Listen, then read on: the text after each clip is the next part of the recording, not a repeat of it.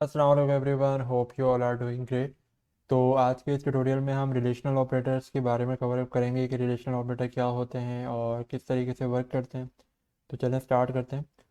तो last video हमने जैसे अर्थमेटिक ऑपरेटर का कवर अप किए थे, जो बेसिकली मैथमेटिक्स के फंडामेंटल जो ऑपरेटर्स होते हैं वो है। रिलेशनल ऑपरेटर जैसे कि नाम सजेस्ट करे रिलेशन, ठीक है, तो किसी ना किसी वेरिएबल या एक्सप्रेशन के दरमियान रिलेशन फाइंड करके बताता है, ठीक है। तो अब उसके लिए जाहिर सी बात है कोई ना कोई आंसर आउटपुट भी देगा ये। अब वहाँ तो हमारा प्लस माइनस मल्टीप्लाई डिवाइड उनके अलग अलग काम थे। अब यहाँ पे आउटपुट हमारे पास जस्ट दो ही होते हैं। कौन कौन से? या तो ट्रू ट्रू में आंसर आएगा या फॉल्स में आंसर आएगा, क्योंकि रिलेशन बेसिकली दो जब चीज़ों में कंपैरिजन होगा तो या तो वो सही होगा कंपैरिजन या गलत होगा। तो आंसर भी उसी के हिसाब से या तो ट्रू होगा या फॉल्स होगा, ठीक है। तो इस तरीके से आपके रिलेशनल ऑपरेटर के आउटपुट होते हैं। अब ये होते कौन कौन से हैं और इनमें क्या क्या चीज़ें कंपैरिजन होती हैं वो मैं आपको बताता हूँ। ठीक है, तो हमारे पास टोटल 6 ऑपरेटर्स होते हैं जो हमारे रिलेशनल ऑपरेटर्स होते हैं, ठीक है। तो उनका इस तरीके से आपकी सैम्पल रिप्रेजेंटेशन है इनकी।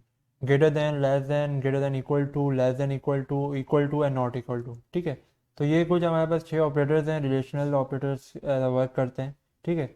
अब कुछ इनमें आपने मैथमेटिक्स में यूज़ करे होंगे और डेली लाइफ में भी यूज़ करते होंगे, जैसे greater than, less than, similarly greater than equal to, less than equal to, ठीक है। तो ये रियल लाइफ में भी यूज़ हो रहे होते हैं और डेली रूटीन में भी हम लोग कर रहे होते हैं, मैथमेटिक्स में भी कहीं कहीं पे यूज़ हो रहे होते हैं। तो ये करते क्या हैं बेसिकली, इनका सेंटेक्स क्या होता है? अच्छा, अब ये कुछ इसका सेंटेक्स होता है जिसमें हम एक साइड पे एक स्टेटमेंट होती है, दूसरी साइड पे दूसरी स्टेटमेंट होती है और बीच में रिलेशनल ऑपरेटर होते हैं। अब आप बोलेंगे भाई कल वेरिएबल कवर किया, फिर एक्सप्रेशन आ गई, अब ये नई चीज़ स्टेटमेंट भी आ गई। देखें, ये बस डिफरेंट वर्ड्स हैं, ठीक है। वेरिएबल और एक्सप्रेशन में तो फ़र्क था, वो मैंने आपको क्लियर कर दिया था। स्टेटमेंट कोई नई चीज़ नहीं है, स्टेटमेंट बस एक कम्प्रीहेंसिव वर्ड यूज़ किया है जिसमें सब चीज़ें कवर अप हो सकती हैं। भले यहाँ वेरिएबल्स हों, ठीक है, भले यहाँ पे वैल्यूज़ हों, भले यहाँ पे एक प्रॉपर एक एक्सप्रेशन हो, ठीक है। तो कुछ भी हो सकता है। तो स्टेटमेंट एक वर्ड मैंने जनरलाइज किया है जिससे आप कंसिडर कर लेंगे कि कुछ भी हो सकता है, उसको आपस में कंपेयर करना, ठीक है। आउटपुट मैंने बता दिया, या तो ट्रू में आएगा या फॉल्स में आएगा, ठीक है। तो अब इसको ज़रा अप्लाई करके देखते हैं। लेट से दो वेरिएबल बना लिए हमने, ठीक है। अब इनके अंदर हम सारे ऑपरेटर यूज़ करके देखते हैं। A greater than B, A less than B, greater than equal to B, less than equal to B, equal to B and not equal to B, ठीक है। रन करके देखते हैं हम इसको। ओके, तो ये हमारे पास कुछ आंसर आए हैं। तो सबसे पहले तो बात कर लें, ए की वैल्यू 2 है, बी की वैल्यू 3 है, ए ग्रेटर देन बी जो कि नहीं है, ए छोटा है, तो ये फॉल्स आया।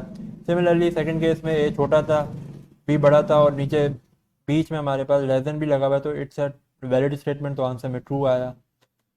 Similarly greater than equal to, अच्छा ग्रेटर देन इक्वल टू क्या कहता है? ग्रेटर देन इक्वल टू ये चेक करता है कि भाई एक तो ग्रेटर भी हो, अगर ग्रेटर नहीं है तो एटलीस्ट इक्वल टू हो, ठीक है। अब अगर मैं जैसे इन दोनों को 3 3 कर देता हूँ तो काफ़ी फ़र्क आ जाएगा, ठीक है। अब आप ज़रा नोट करेगा, ये जो थर्ड वाला जो एक्सप्रेस आउटपुट है जो फॉल्स आ रहा है अभी हमारा, मैं ज़रा दोबारा रन करके दिखाता हूँ।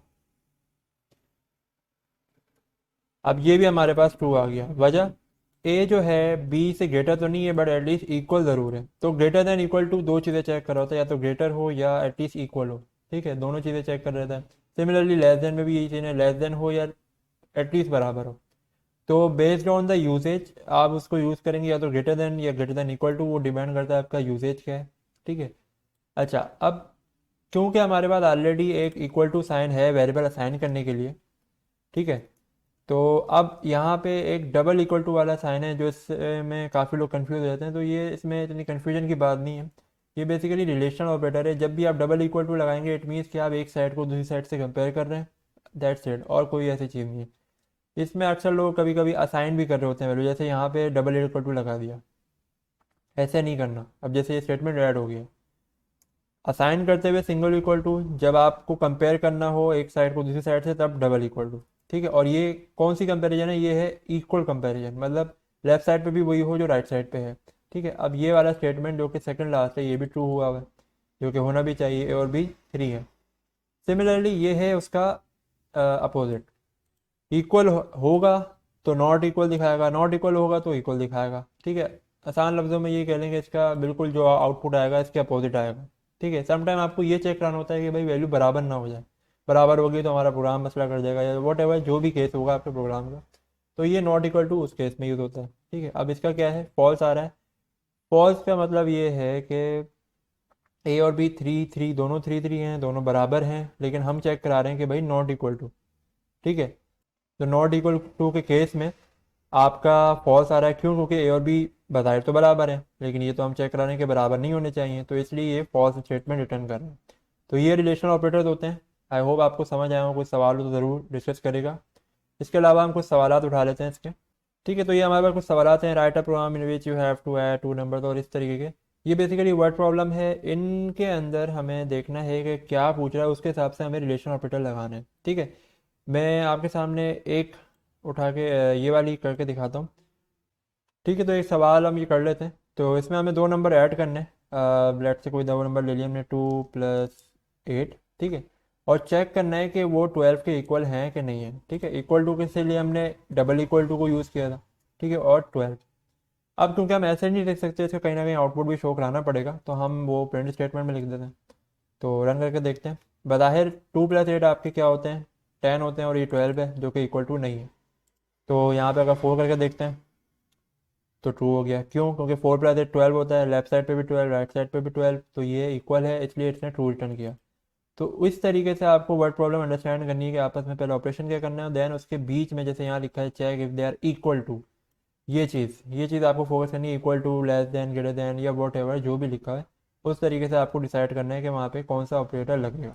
ठीक है, आई होप ये चीज़ आपको समझ आई हो। कोई सवाल हो through out the lecture relation operator के हवाले से या कोई भी क्यूरी, कमेंट सेक्शन में आप ज़रूर डिस्कस करेगा। ठीक है, बाकी अपना ख्याल रखिएगा। जज़ाकल्लाह खैर। अल्लाह हाफ़िज़।